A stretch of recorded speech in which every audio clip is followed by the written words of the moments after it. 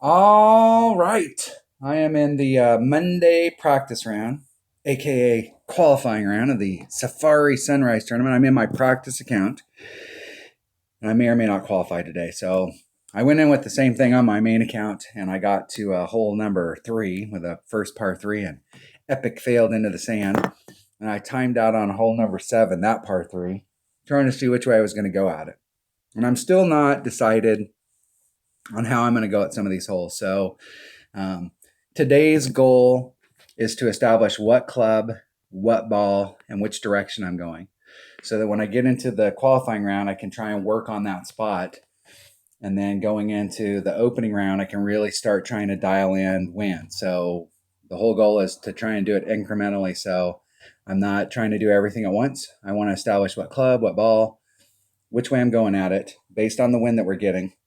And then once I establish that, get through my qualifying round.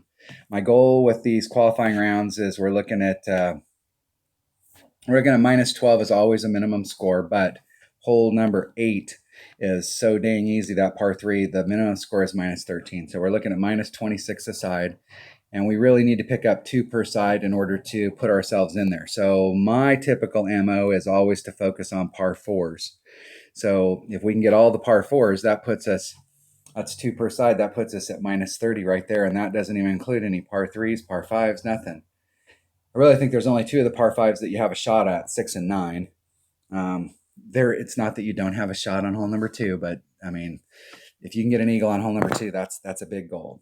The par 3s, we have shots on on at least 2 of the 3 par 3s, just depending on how we come at them. So I like to come in with a really good game plan on the par 4s and then start to work the stuff out as the week goes on. And that's how we're playing it today. So if you're watching my stuff for the very first time and you think, wow, this guy is crap, I always start the week off like that because I'm not worried about shooting him. I don't want to shoot a minus 32 right now, because I'm not one of those types of players that can shoot a minus 32 and then a minus 32 and then a minus 36. And I'm not that type of player. I'm the type of player that ramps up towards the weekend round. If Golf Clash scored this so that every round scored, you had a cumulative. So at the end of the week, your qualifying round and all those got added together, then I would have to take these rounds a little more serious, but that's not how they do it. So I like to ramp myself up towards the weekend round so that I'm peaking in the weekend.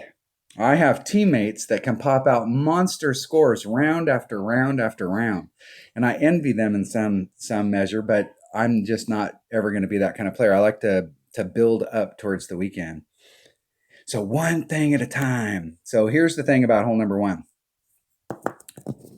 No shot is a great shot unless you can replicate it.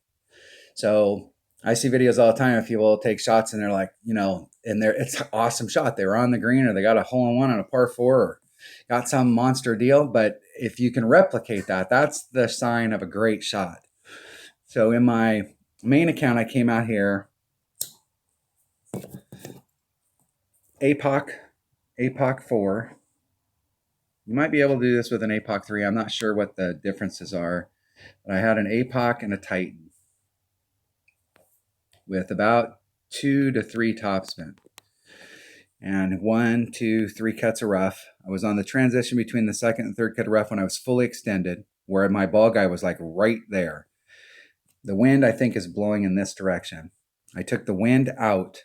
I did a max overpower hook. First bounce here, second bounce here, rolled up on the green and just went by the cup. Ended up very nice short putt and got it done.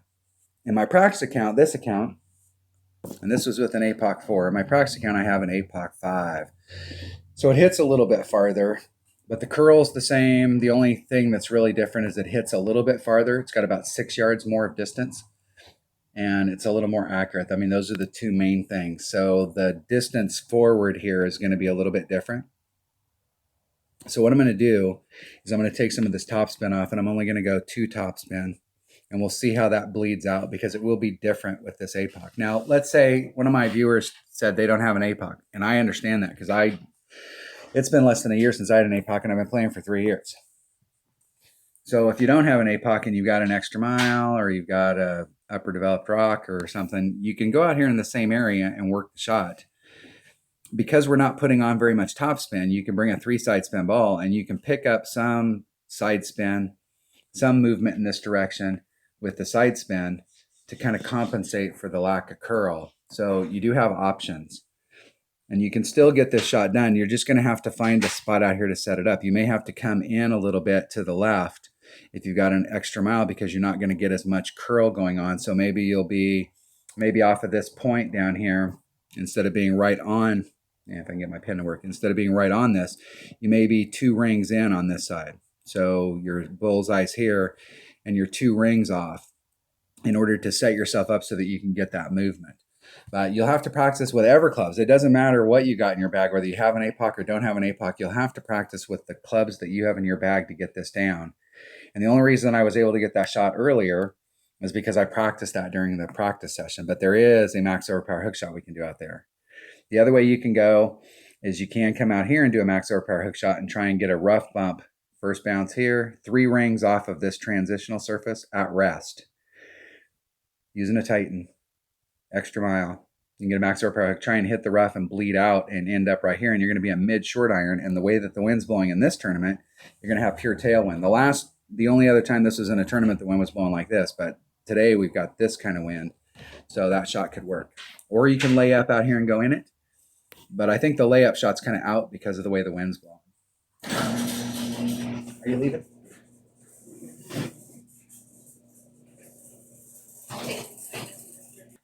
All right, sorry about that. So let's go out there and see if I can replicate this shot and get it done with a APOC 5. It'll be a little bit different, so it won't be. It's always nice if you can use exactly the same equipment. I have a couple clubs in my main account that are higher level. Hold on, I'll wait for the garage door to close. My wife's cutting out for a while.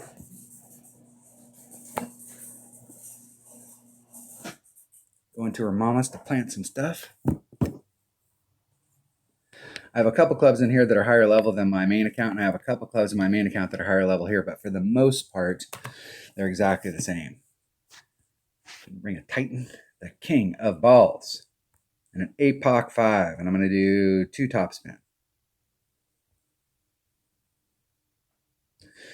Let's go see if we can replicate it. See what the deal is with a 5. I think the 5 is going to push me at 6 yards farther distance. I mean, that's a long ways.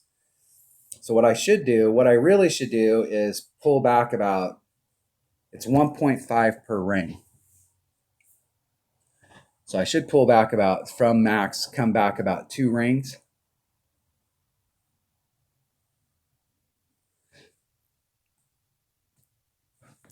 And that'd be like half of it. And then 2 topspin.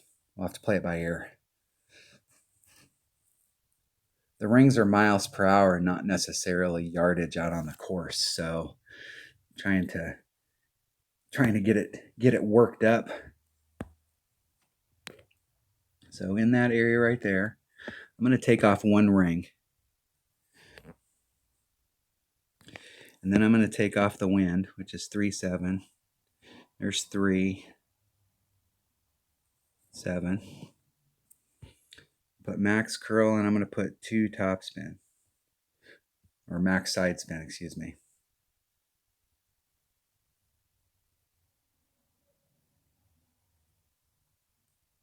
And I got all of it. Just about all of it. Let's see if it hits in the fairway. A little short, so I could leave that stuff in there. So that's all right. That puts me in the right. I see where my trajectory went wrong there. I should leave that power in it. I was trying to be a little conservative there.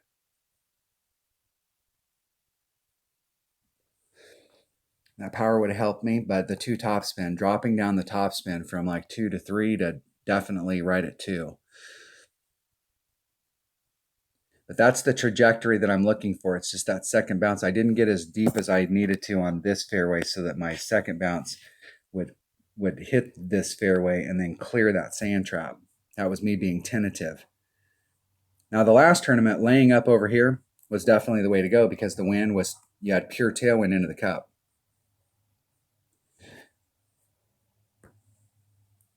I'm in my rapier. There's max club. I'm eking towards max. Max is 1.3 per ring. I'm not quite at max, but I'm going to do a max number. So it's 1.3 per ring. There's 2.6. I'm going to do just a little over 2 rings.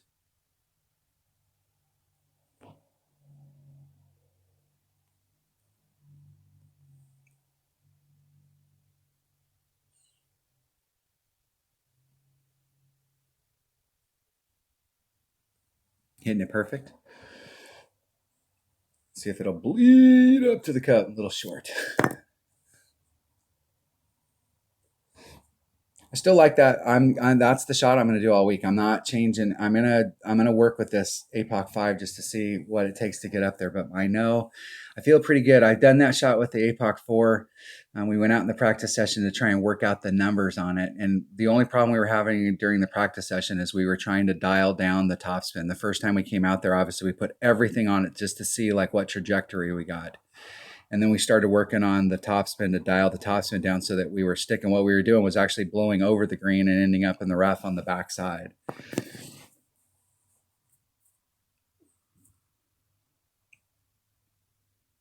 But if you can start the tournament off with an eagle on this hole, that is big, big, big, big, big, big, big.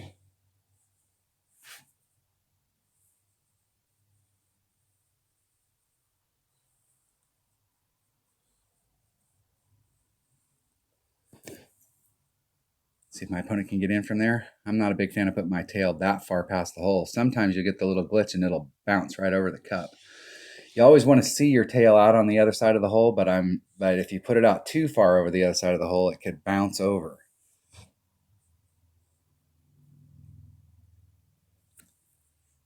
I will forfeit, maybe. Maybe I'll give you guys some bonus content and we'll practice some of these holes. They're not going to be under tournament conditions. So I was trying this rough bump down here and trying to bring it around. And I was out there today with the Goliath and it didn't. I had the right ball. I had the right club. I had everything right on it.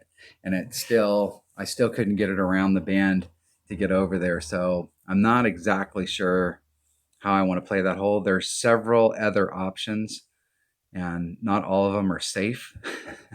And I think that hole is going to be a hole that could eat your damn lunch. So we'll see.